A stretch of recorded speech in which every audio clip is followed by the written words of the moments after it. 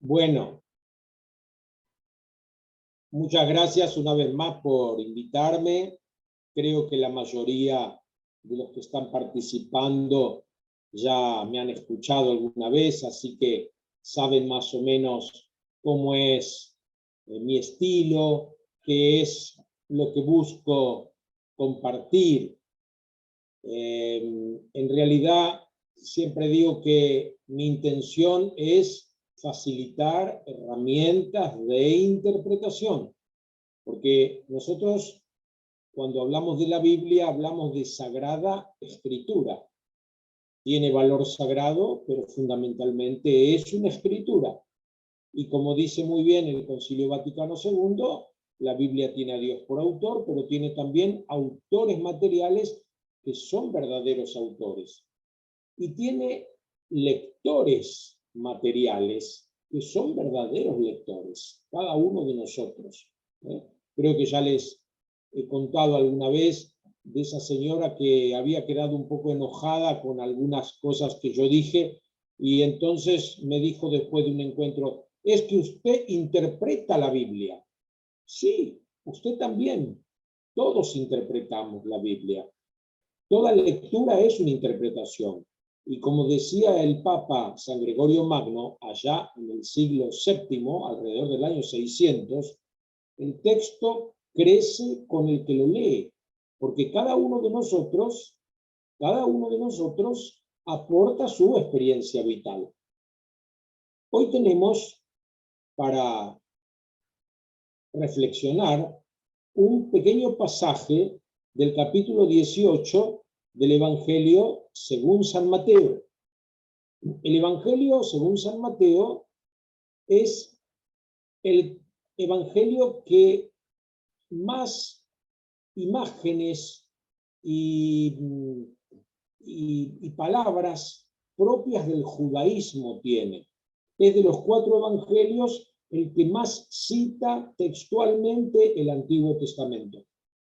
Y tal vez es el evangelio que nos ha condicionado a nosotros en la forma de entender la profecía, porque hay 11 citas de cumplimiento en donde el evangelista dice, de esta manera se cumplió lo que había sido anunciado por el profeta. Entonces, de ahí la idea nuestra de que los profetas anticipan lo que va a ocurrir.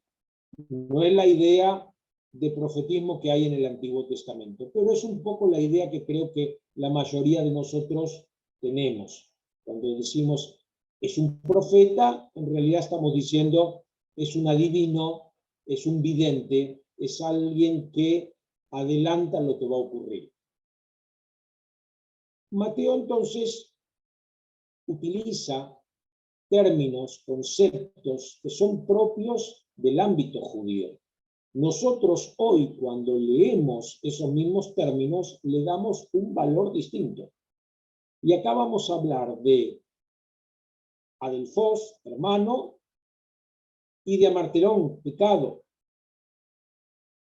Pero el pecado, para nosotros, tiene que ver con la voluntad. Y para el judío, en cambio, tiene que ver con una contaminación. Cuando uno ha comido un alimento prohibido, sin darse cuenta, por ejemplo, está en pecado, porque está impuro. La mujer que sufría de hemorragia era una pecadora, y a lo mejor era una mujer que se la pasaba rezando y haciendo el bien, pero por su situación de perder sangre continuamente, estaba impura y por tanto era considerada una pecadora. Entonces, tengamos en cuenta esto. El texto va a resonar en nuestros oídos de una manera muy distinta a como resonó en los oídos de los lectores ideales de Mateo. Mateo no escribió para nosotros, escribió para otros.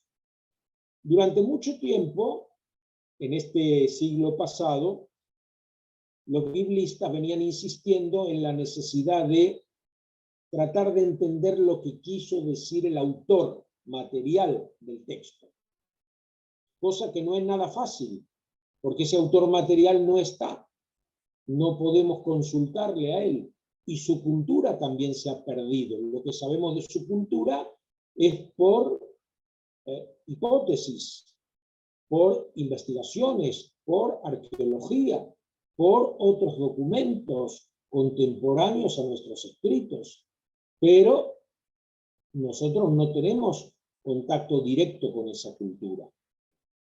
Por tanto, es difícil saber qué quiso decir realmente el autor. Podemos tener una hipótesis, podemos tener una idea, acercarnos, pero nada más que eso. Pero lo que sí podemos saber es lo que ese texto nos dice a cada uno de nosotros hoy. ¿Qué nos dice? El padre Lauren preparó, me imagino que muchos de ustedes lo habrán visto, un pequeño video anunciando este encuentro, preparándonos para este encuentro. Y ahí él muy bien decía, qué difícil es recibir una corrección fraterna. Qué difícil es que alguien nos llame la atención por algo que considera un pecado, una falta, algo incorrecto. ¿Cómo nos cuesta? ¿Cómo nos cuesta? Sin embargo, el autor nos invita a corregir al hermano. Yo le voy a pedir ahora a Katy, si ella ya designó a alguien para que nos haga la lectura, para que escuchemos juntos este pequeño párrafo de el Evangelio según San Mateo. Bien, si desea alguien participar, por favor, alzar la manito.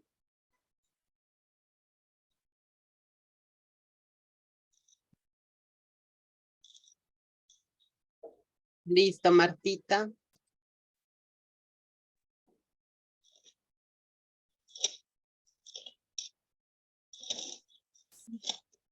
La lectura. Mateo, capítulo 18,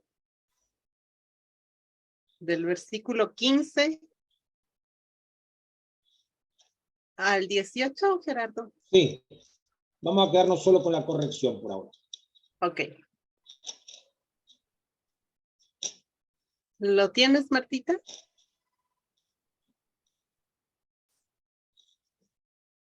Bien, los voy a leer yo, ¿ya? No hay problema. Nos dice, por eso, si tu hermano te ofende, ve y llámale la atención a solas. Si te hace caso, habrás ganado a tu hermano. Si no te hace caso, toma contigo 1 o 2, para que cualquier asunto se resuelva en presencia de 2 o 3 testigos. Si no les hace caso a ellos, díselo a la comunidad. Y si no hace caso ni siquiera a la comunidad, considéralo como un pagano o como uno que recauda impuestos para Roma. Les aseguro que lo que aten en la tierra quedará atado en el cielo, y lo que desaten en la tierra quedará desatado en el cielo. ¿Cómo dice, Katy, tu primer versículo? Por eso, si tu hermano te ofende, ve y llámale la atención a solas. Si te Te hace... ofende, perdón, te ofende. Ajá, te ofende, es la de América, la que tengo. Bueno, creo que la mayoría de las traducciones dicen si tu hermano peca. Voy a buscar la de Jerusalén si te sirve, ¿ya? Bueno, porque en realidad se trata de un verbo que está en subjuntivo aoristo. El aoristo, ustedes saben que es una modalidad del griego que habla de una acción puntual. Es un acto concreto, puede ser pasado, presente o futuro, pero puntual, que no se continúa. Entonces, en realidad uno tendría que traducir tal vez si tu hermano comete un pecado, o si quieren, si tu hermano comete una falta, un error. En la de Jerusalén está así, te confirmo. Si tu hermano llega a pecar. Ajá, bueno. Está bien, a lo mejor ese llega a pecar, ¿no es cierto? Es una forma de, porque ustedes saben, los traductores intentan intentan que el lector actual entienda lo mismo o parecido a lo que entendían los lectores primeros, los lectores ideales. Entonces, con ese intenta, me imagino que la Biblia de Jerusalén lo que está buscando es mostrar que se trata de una cuestión puntual, que no es una situación de pecado. No está siempre haciendo lo mismo. No es un ladrón sistemático que se dedica a robar, sino alguien que tomó un libro prestado y no lo devolvió, ¿no? Entonces es algo puntual, no es algo que se continúa. Interesante porque la primera vez en la Biblia que se habla de pecado es en el capítulo 4 del Génesis, un poquito antes de narrarse el asesinato de Abel en manos de Caín. En el capítulo 3, donde se narra la escena en el paraíso de nuestros primeros padres que comen del fruto prohibido, nunca se habla de pecado, nunca se habla de caída, sino simplemente que comieron una fruta que estaba prohibida. Pero la primera vez que aparece pecado, justamente aparece en el capítulo 4, y también ahí aparece el tema hermano, porque después Dios le va a preguntar a Caín, ¿dónde está tu hermano? Y Caín, ¿qué le responde? ¿Acaso yo soy guardián, custodio de mi hermano? Que es lo que Mateo va a pedir a aquel que está escuchando su relato. Si tu hermano peca, si tu hermano comete un pecado, una falta, ve y repréndelo en secreto. Si te escucha, habrás ganado a tu hermano. Y si no escucha, entonces hay que buscar a dos o más testigos de la comunidad. Siempre está hablando de un miembro de la comunidad. No está hablando de cualquier persona. Estos días, justamente, a partir de una imagen de un templo que me mandó un sacerdote amigo, se está cambiando de parroquia, y me mandó una imagen de la misa de despedida que se celebraba en esa parroquia monumental. Así, digamos, no como San Francisco de Quito, pero una parroquia muy importante, un templo muy importante. Y yo cuando vi esa imagen, lo primero que pensé es, ¿cómo se sentiría un hermano o una hermana de las primeras comunidades cristianas si lo metiéramos dentro de ese templo? Me parece que no entendería nada. ¿Por qué? Porque las primeras comunidades eran pequeñas. Si se reunían en casas de familia, ¿cuántas personas podían reunirse en esas casas de familia? 15, 20, no más. Entonces, si tu hermano de comunidad, no es un vecino, no es cualquier persona que pasa por ahí, sino alguien concreto que uno conoce y trata.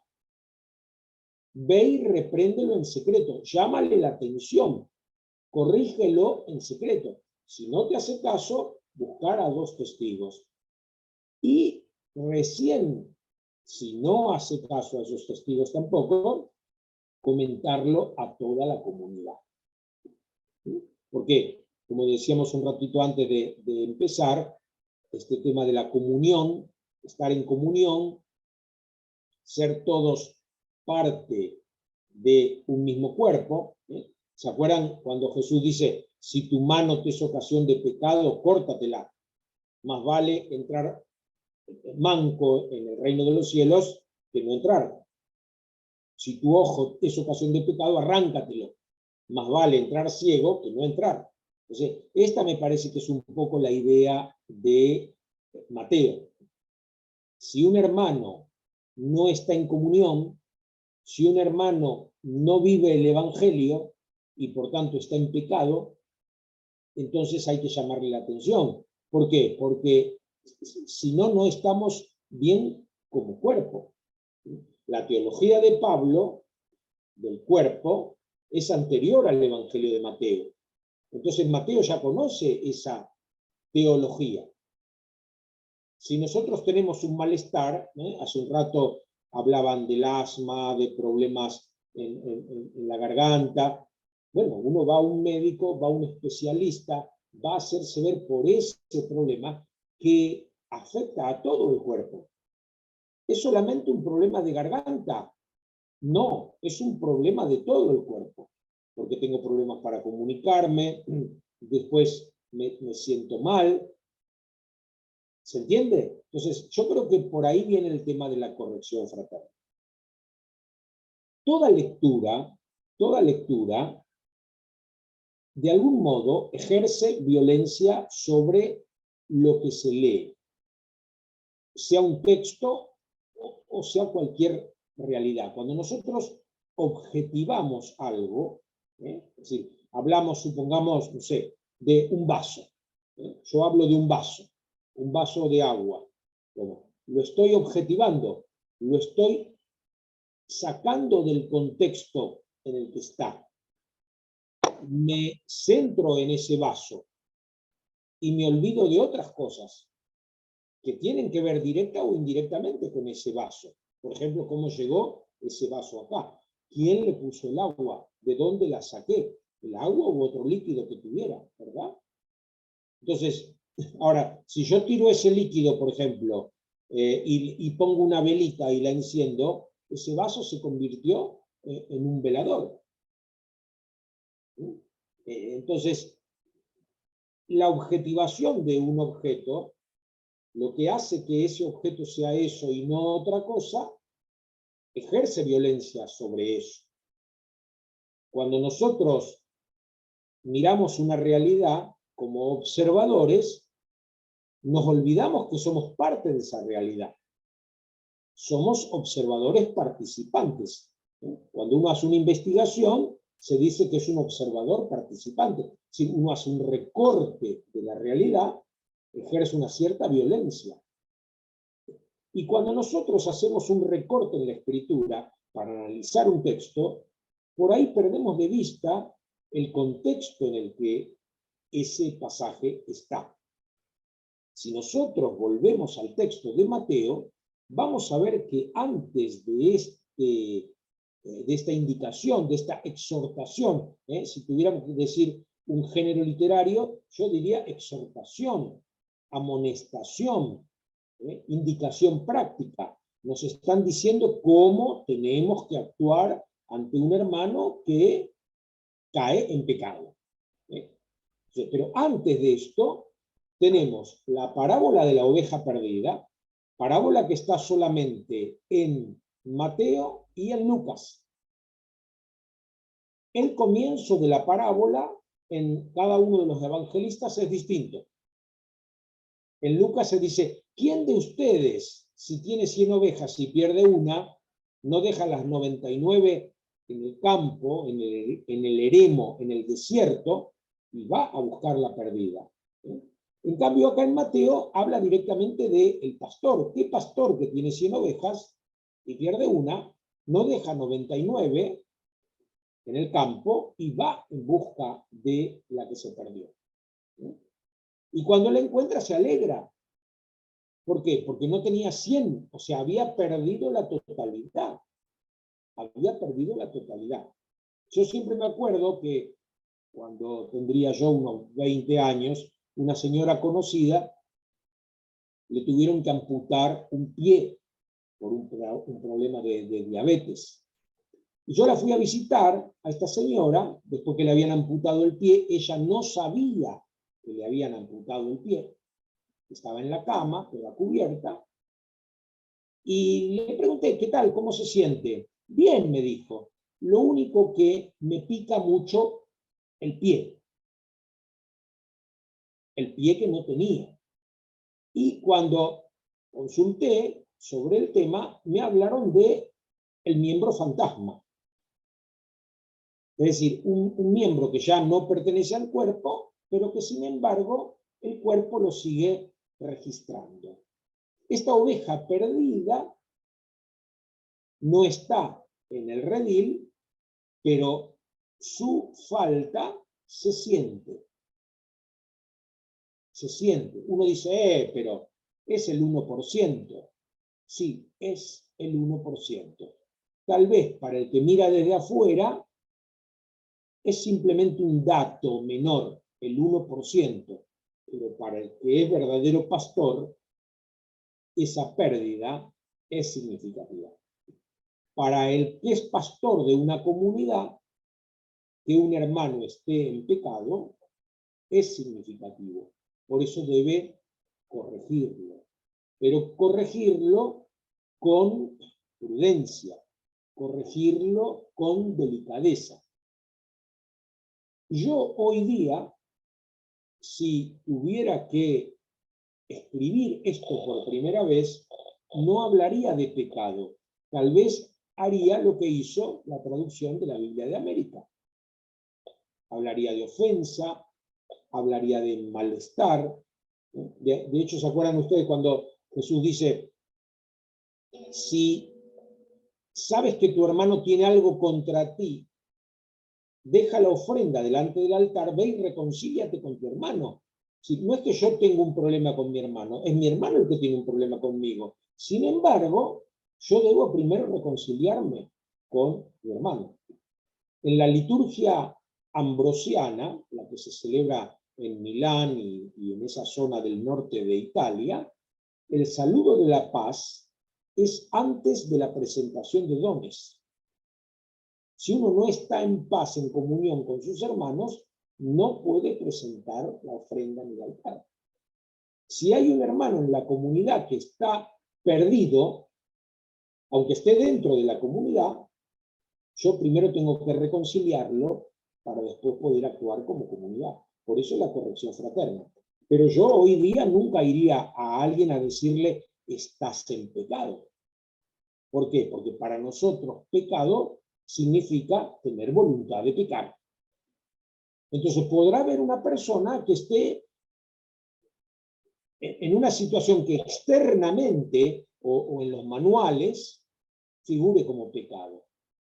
Pero para que haya pecado, tiene que haber voluntad de pecar. En una oportunidad, un sábado, yo daba clases en un seminario catequístico y siempre me gustaba saludar a cada uno de los que se iban al final de la jornada. Y una señora se acerca y me saluda y dice, bueno, hoy es la última vez que vengo. ¿Por qué? Le digo, ¿se está por mudar? ¿Tiene algún problema? ¿Que no va a poder seguir viniendo? No, es que mi párroco me dijo que yo no puedo ser catequista. ¿Y por qué le dijo su párroco eso? Porque estoy en pecado. ¿Y cómo sabe su párroco que está en pecado? ¿Qué significa que está en pecado? Y que estoy viviendo con un hombre que se separó de su mujer, yo soy soltera, pero ese hombre es separado. ¿Y usted qué piensa? Le dije yo. Y yo pienso que en todo caso el que está en pecado es este hombre, pero no yo, porque yo soy soltera. ¿Y usted cómo entiende esto? Ay, yo entiendo esto como una bendición de Dios, porque encontré pareja. Entonces, lo que para su párroco era pecado, para ella era una bendición de Dios. ¿Qué hacemos? ¿Nos quedamos con la experiencia de esta mujer o vamos al librito, al manual y vemos qué dice? Hace un tiempo atrás estuve justamente un miércoles en una audiencia del Papa Francisco y el Papa estaba leyendo la catequesis que daba al público y dice, cuando hay alguna pareja en situación irregular, y levantó la vista y dijo, esto es un término que a mí no me gusta mucho. Y volvió a leer. Lo leyó porque, bueno, alguien lo habría escrito. Y sí, es una situación irregular. Pero que una situación irregular sea pecado, significa que tiene que haber voluntad de pecar. hacer eso con intención de ofender a Dios. San Agustín dice que pecado es darle la espalda a Dios y volverse a las criaturas. Pensar que nuestra felicidad está en las criaturas, en una copa de vino, en un poco más de dinero, en un auto mejor, en una casa, en una compañía, en lo que sea. Y no, nuestra felicidad está en Dios. Entonces, si tu hermano peca, si tu hermano no está en comunión, ve a hablar con tu hermano para volverlo a la comunión. Si no hace caso, bueno, ahí tenemos los pasos a seguir. Pero fíjense que entre la parábola de la oveja perdida y esta amonestación, esta exhortación, Mateo va a decir que del mismo modo que el pastor fue a buscar a la oveja perdida, del mismo modo la voluntad del Padre de ustedes, que está en los cielos, es que no se pierda ni uno solo de estos pequeños. Entonces, la corrección fraterna, en el fondo, es entrar en comunión con el Padre, que no desea que nadie se pierda. Es buscar reconciliar a ese hermano. Pero ¿y por qué entonces después dice Mateo que si no le hace caso a la comunidad hay que considerarlo un pagano, hay que considerarlo un publicano?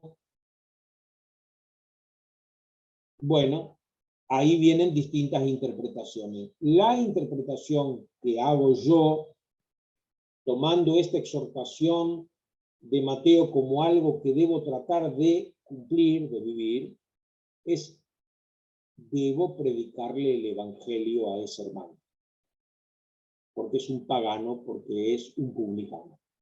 Y entonces debo anunciarle otra vez la buena noticia, evangelio. Estos días estoy preparando una charla que tengo que dar dentro de poco con el tema de qué sentido tiene hacer traducciones de la Biblia. Y entonces estoy leyendo algunos autores, famosos traductores, y estoy pensando en algunas cuestiones de terminología de nuestras traducciones.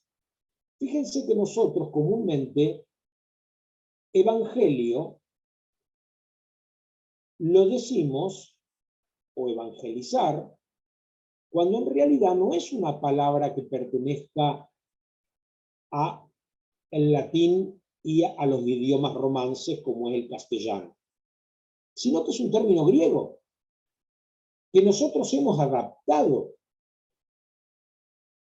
Muchas veces en algunas traducciones dicen buena noticia o buena nueva, pero yo creo que a la mayoría de nosotros, que ya llevamos tiempo leyendo la Biblia y reflexionando, nos gusta más evangelio, porque el término evangelio, que no es un término latino, sin embargo nosotros entendemos lo que significa. Entonces a este hermano que no me escuchó cuando le hablé al oído, que no me escuchó cuando hablé con otros, que no me escuchó cuando reunía a toda la asamblea, a toda la comunidad, a toda la eclesía. Mateo usa solo 2 veces el término eclesía, que no es un término que se use de este modo en el Nuevo Testamento. Siempre que se habla de eclesía, se habla de una eclesía determinada, la eclesía de la Odisea, la eclesía de Filipos, ¿no? Una comunidad concreta. En cambio, Mateo 2 veces, en el capítulo 16 y en el capítulo 18, habla de eclesía en un sentido que podríamos decir universal. Convoca a la iglesia, llama a la iglesia, pero no dice a qué iglesia.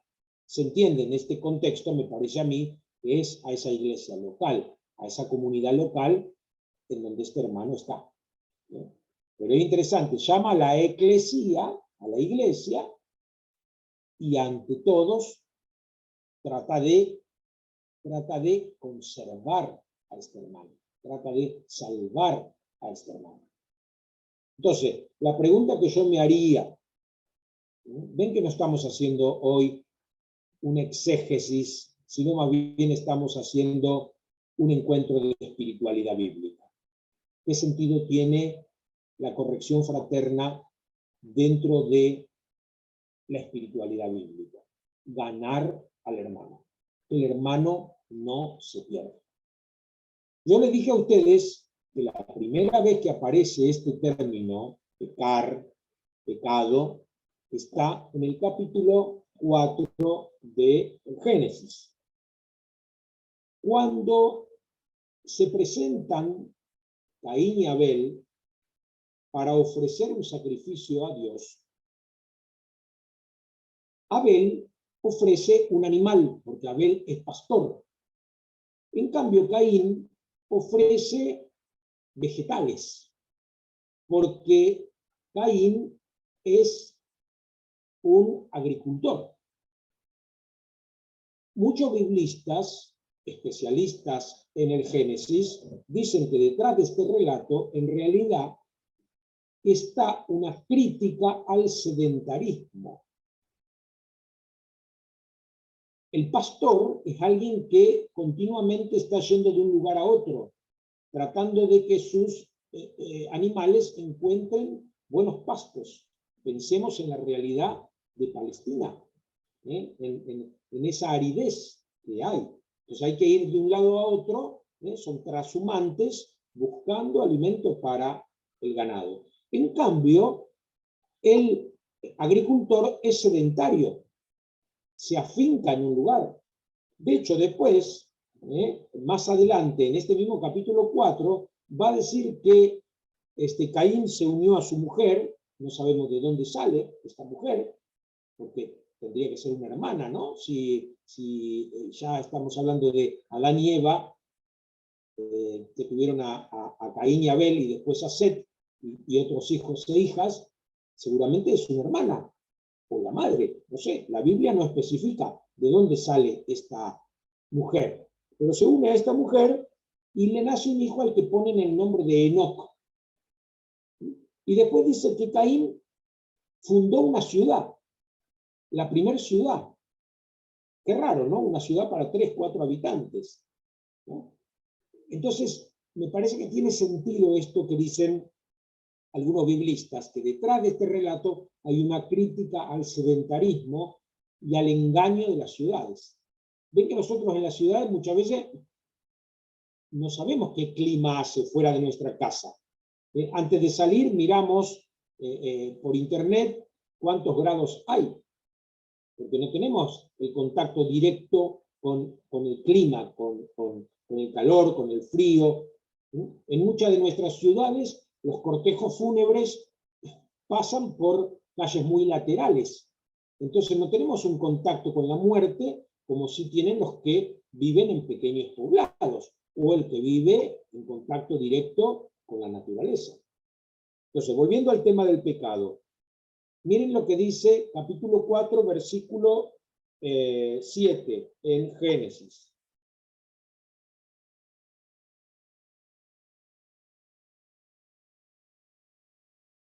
Entonces el Señor le dijo, ¿por qué te enojas y pones tan mala cara? Acá viene el versículo 7. Si hicieras lo bueno, podrías levantar la cara. Pero como no lo haces, el pecado está esperando el momento de dominarte. Sin embargo, tú puedes dominarlo a él.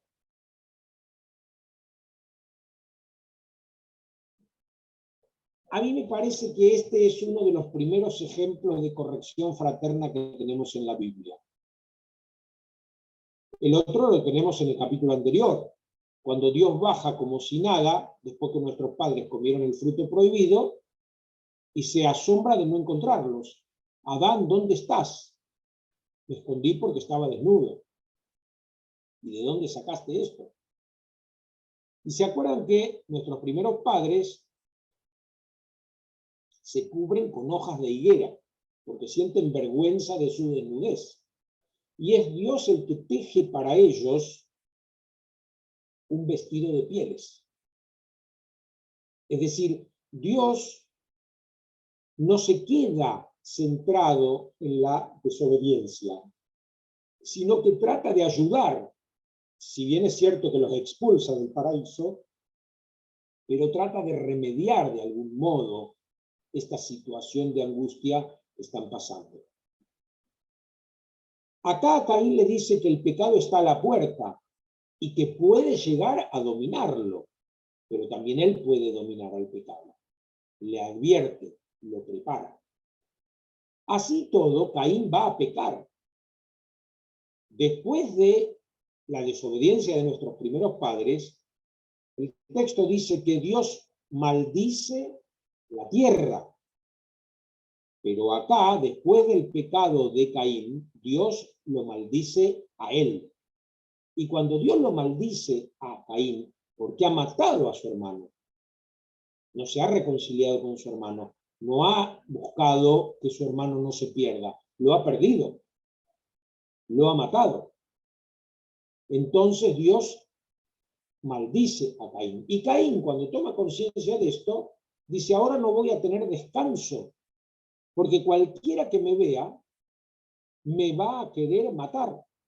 El tema de la venganza, el tema de la justicia por mano propia, el espiral de la violencia que va avanzando en esos primeros capítulos del Génesis. Y Dios le pone una marca a Caín y le dice, si alguien te mata, tendrá que pagar 7 veces. De ahí se acuerdan, ¿no?, lo que viene también en Mateo, después de este texto que estamos meditando, el tema del perdón. Pedro le va a preguntar al Señor, Señor, ¿cuántas veces tengo que perdonar? ¿7 veces? ¿Será castigado 7 veces el que atente contra Caín? Entonces, ¿tengo que perdonar 7 veces? No, le dice Jesús, 70 veces 7. Entonces, esto de la corrección fraterna tenemos que entenderlo dentro del contexto del perdón y de la comunión. No se trata de corregir a un hermano porque está ofendiendo a Dios. Se trata de corregir a un hermano para que ese hermano no quede fuera, no se pierda. Es muy difícil ofender a Dios. No es tan sencillo.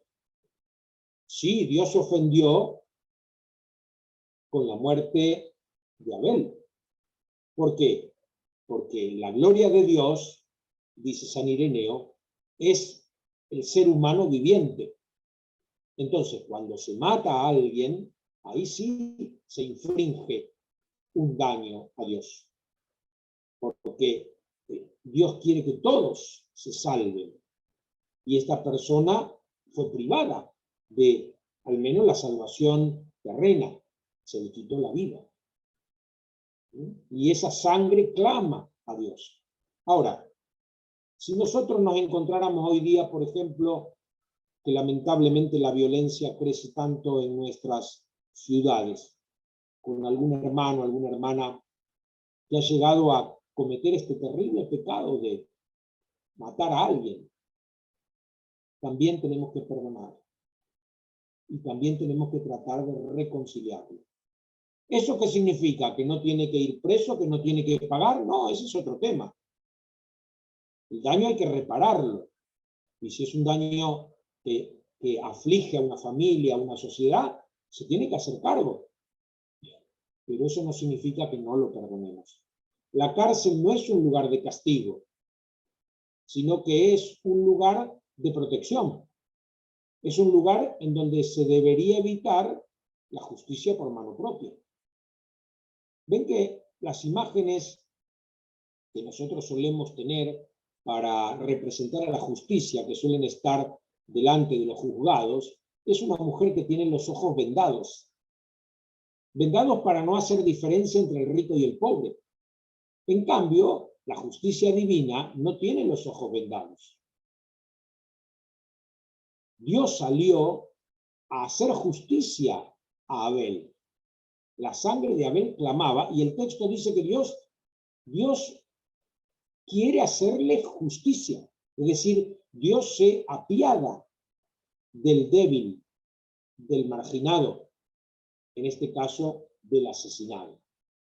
Por eso, Dios se apiada de nuestras hermanas y hermanos que caen en situación de pecado, que hacen algo que no está bien, que les hace mal a ellos mismos, porque en el fondo el que sale peor parado de esta situación es el que está cometiendo pecado. Y entonces nos llama a nosotros para que hagamos justicia. Hacer justicia ¿cómo? Volviendo a traer a esta hermana, a este hermano, a la comunión. Me acuerdo que en una oportunidad, en una parroquia, iba una persona a comulgar, una persona que no estaba casada y estaba conviviendo con una persona, y un miembro de la comunidad le tocó el hombro cuando iba a comulgar y le dijo: vos no sos digno de comulgar. Eso no es corrección fraterna. Eso no es corrección fraterna. En todo caso, después habrá que hablar, habrá que ver, habrá que tratar de ayudar a esa persona, ¿sí? A ver si puede regularizar su situación. No siempre se puede. Por eso cada caso es único. ¿Sí? Pero juzgar al otro, eso no lo podemos hacer, porque hay un mandamiento claro de Jesús que dijo: no juzguen, y dijo también: con la misma medida que midan, serán medidos. A mí, una de las cosas que más me hace sufrir últimamente es ver cómo algunas hermanas y hermanos, más hermanos que hermanas, para ser honesto, que se expresan en estos medios de comunicación, que tienen páginas que a veces hasta se llaman católicas, juzgan, critican públicamente con un nivel de violencia impresionante. Se meten en la vida privada de las personas, se burlan de las personas. Y nos seguimos llamando católicos, cristianos. Es muy triste. De un modo particular, me duele cuando se hace con el Papa. Y ustedes ven cuántas críticas recibe el Papa. Uno puede estar en desacuerdo con algo puntual. Uno puede decir: no me gusta que el Papa reciba así a tal persona. No me gusta que el Papa haya dicho tal o cual cosa. Está bien, no hay problema. Uno puede disentir, pero de ahí a criticarlo públicamente, a decir barbaridades por internet, me parece que es muy fuerte. Termino con esto, que pienso que puede quedarnos como una norma. No hablar del hermano, de la hermana. Hablar con el hermano, con la hermana. Sí se puede, porque a veces es peor el remedio que la enfermedad. A veces es mejor no hablar, está. Hay un cuentito que creo que lo trae Anthony de Melo. Dice que había una persona tremendamente neurótica, tremendamente mal llevada, y todo el mundo le decía que era un mal llevado, que era un maleducado, que era un violento, y él seguía siempre igual. Y un día un amigo se acercó y le dijo: sos muy maleducado, sos muy violento, sos muy mal llevado, pero yo te quiero igual. Y de ahí empezó a cambiar. Muchas veces una caricia logra más que un reto. Que el Señor nos conceda la gracia de poder vivir este mandato que nos deja Mateo. que corregir al otro, siempre y cuando realmente lo veamos como una hermana, como un hermano. Si primero no lo sentimos como hermana, hermano, no tenemos que corregir. Simplemente tenemos que hacerlo cuando primero tomamos conciencia de que es parte de nosotros mismos. Bueno, ahora creo que Katy puede manejar los que quieren hacer reacciones, decir algo.